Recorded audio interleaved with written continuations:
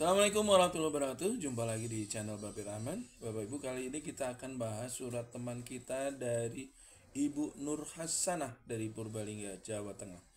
Ibu Nur Hasanah ini menceritakan permasalahannya berkaitan dengan kredit macetnya di sebuah bank pemerintah. Ceritanya dia punya pinjaman sebesar 150 juta dan sudah 4 bulan ini dia tidak bisa mengangsur karena dampak dari iklim cuaca El Nino yang membuat panennya menjadi puso atau gagal panen. Kebetulan juga beliau adalah seorang guru, di mana beliau mendapat tunjangan sertifikasi. Nah, ceritanya beliau ini di bulan Agustus yang lalu beliau mendapatkan tunjangan sertifikasi sebesar 8 juta rupiah. Ditunggu-tunggu sekian bulan, memang ternyata sertifikasi itu keluarnya terlambat, tidak sesuai jadwal, sehingga pada saat beliau mendengar sudah masuk ke rekening, beliau dengan segera hendak mengambil untuk membayar keperluan yang sudah diagendakan pembayarannya dari dana tersebut.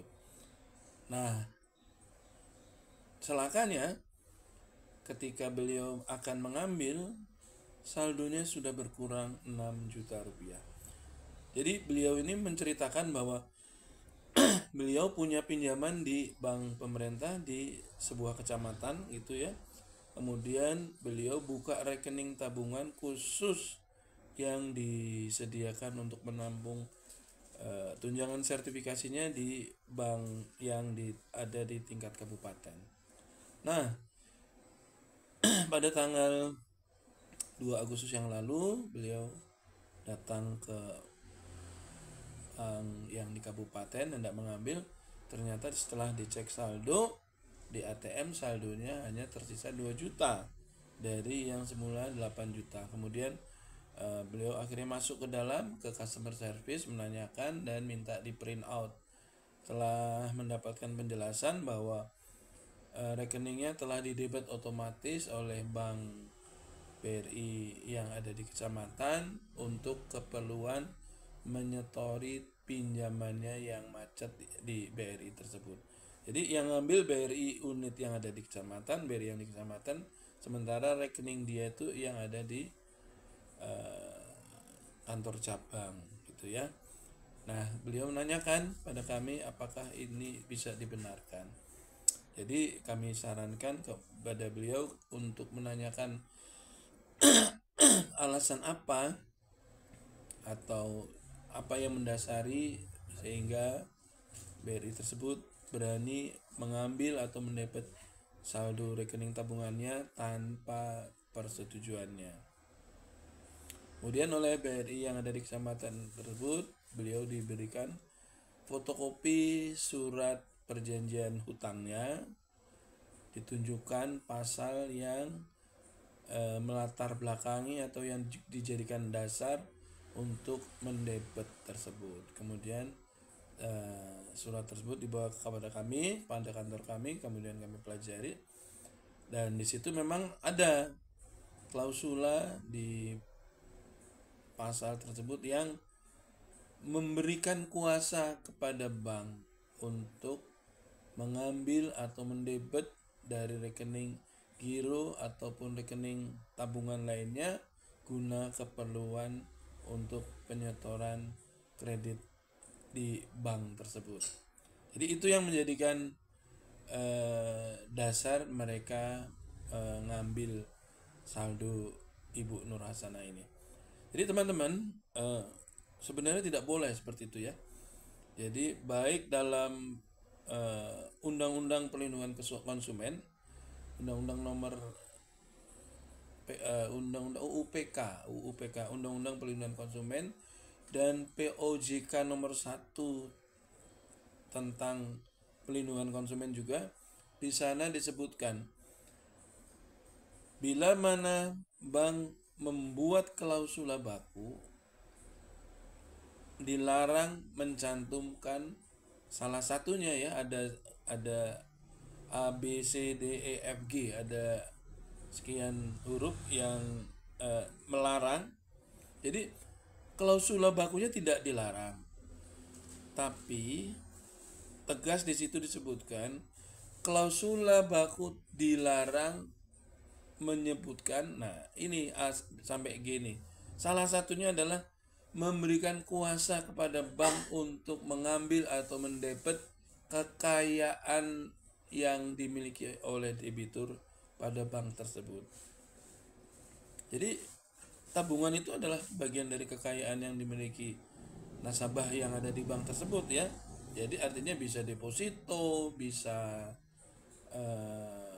tabungan, semua yang menjadi kekayaan di situ nggak boleh diambil. Termasuk mungkin kalau beliau punya tabungan emas yang ada di situ ya, itu juga nggak boleh. Jadi ada hal-hal yang dibolehkan dan hal yang tidak dibolehkan.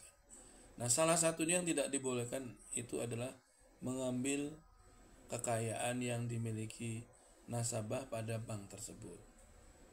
Termasuk juga dilarang menimbulkan hal-hal baru yang tidak diatur sebelumnya. Nah, itu kadang-kadang ada bank yang menyebutkan membuka peluang seperti seolah-olah debitur telah memberi kuasa kepada bank bila di kemudian hari timbul biaya-biaya akibat dari kredit macet yang muncul, misalnya biaya pengacara, itu semua dibebankan ke debitur gitu ya. Nah, itu nggak boleh seperti itu. Siapa yang butuh pengacara, Anda yang butuh, kenapa dibebankan kepada debitur gitu? Nah, itu nggak boleh. Itu poin-poin yang tidak boleh itu jelas disebutkan dalam POJK Pelindungan Konsumen dan Undang-Undang Pelindungan Konsumen. Jadi kami sarankan supaya beliau melakukan upaya hukum. Upaya hukum yang dilakukan bisa dua. Pertama, pidana dan perdata. Pidana adalah melaporkan hal pengambilan tanpa seizin dari pemilik rekening. Itu namanya penggelapan. Dan penggelapan dalam jabatan itu diatur dalam pasal 374 KUH pidana. Serta secara perdata adalah gugatan perbuatan melawan hukum, di mana di situ memungkinkan kepada debitur untuk minta ganti rugi material dan ganti rugi imaterial. Ganti rugi material adalah nominal yang nyata-nyata telah dia alami sebagai kerugian yang dia alami. Termasuk juga kerugian material yang memungkinkan muncul akibat dari upaya hukum itu tersebut. Misalnya timbulnya biaya pengacara misalnya, itu boleh minta diganti rugi sebagai ganti rugi material dan juga ganti rugi imaterial, itu juga bisa dimohonkan. Jadi bagi teman-teman yang mengalami seperti itu, jangan ragu, lakukan upaya hukum baik perdata maupun pidana ya, karena apa yang dilakukan oleh bank tersebut itu adalah melanggar hukum baik perdata maupun pidana. Jadi jangan mau begitu saja menyerah, jangan mau begitu saja mengalah, lakukan upaya hukum. Apapun hasilnya, yang penting dilakukan dulu. Gitu ya, penjelasan dari saya, semoga bermanfaat. Sampai jumpa di materi saya berikutnya. Terima kasih. Assalamualaikum warahmatullahi wabarakatuh.